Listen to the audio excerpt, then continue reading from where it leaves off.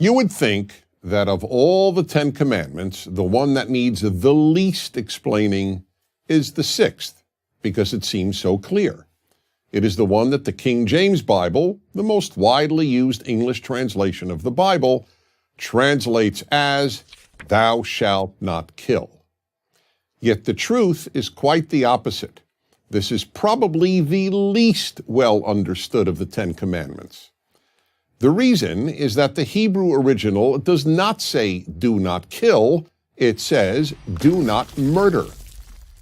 Both Hebrew and English have two words for taking a life. One is kill, harag in Hebrew, and the other is murder, ratzach in Hebrew. The difference between the two is enormous. Kill means, one, taking any life, whether of a human being or an animal. Two, taking a human life, deliberately or by accident. Three, taking a human life, legally or illegally, morally or immorally. On the other hand, murder can only mean one thing: the illegal or immoral taking of a human life. That's why we say, "I killed a mosquito," not "I murdered a mosquito." And that's why we would say the worker was accidentally killed, not the worker was accidentally murdered. So why did the King James translation of the Bible use the word kill rather than murder? Because 400 years ago, when the translation was made, kill was synonymous with murder. As a result, some people don't realize that English has changed since 1610, and therefore think that the 10 Commandments prohibits all killing.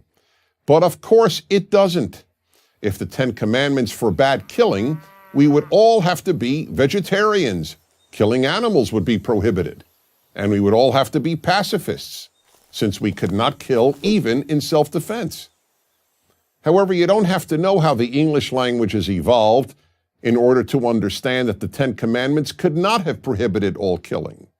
The very same part of the Bible that contains the 10 Commandments, the 5 books of Moses, the Torah as it is known by Jews, commands the death penalty for murder, allows killing in war, prescribes animal sacrifice, and allows eating meat. A correct understanding of the commandment against murder is crucial, because while virtually every modern translation correctly translates the commandment as "do not murder," many people cite the King James translation to justify two positions that have no biblical basis: opposition to capital punishment and pacifism.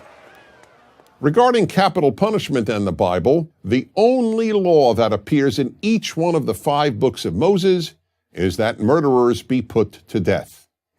Opponents of the death penalty are free to hold the view that all murderers should be allowed to live, but they are not free to cite the Bible to support their view.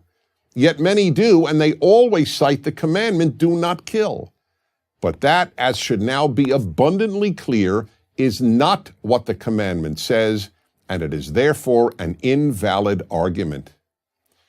As regards pacifism, the belief that it is always wrong to kill a human being, again, anyone is free to hold this position, as immoral as it may be, and what other word than immoral can one use to describe forbidding the killing of someone who was in the process of murdering innocent men, women, and children in, let's say, a movie theater or a school?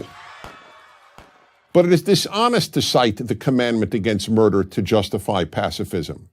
There is moral killing, most obviously when done in self-defense against an aggressor, and there is immoral killing. And the word for that is murder. The 10 Commandments are portrayed on 2 tablets. The 5 Commandments on the second tablet all concern our treatment of fellow human beings. The first one on that list is "do not murder." Why? Because murder is the worst act a person can commit.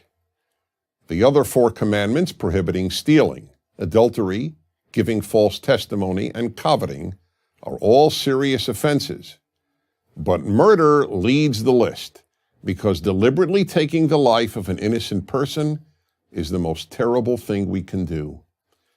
The next time you hear someone cite "do not kill," when quoting the sixth commandment, gently but firmly explain that it actually says, do not murder. I'm Dennis Prager.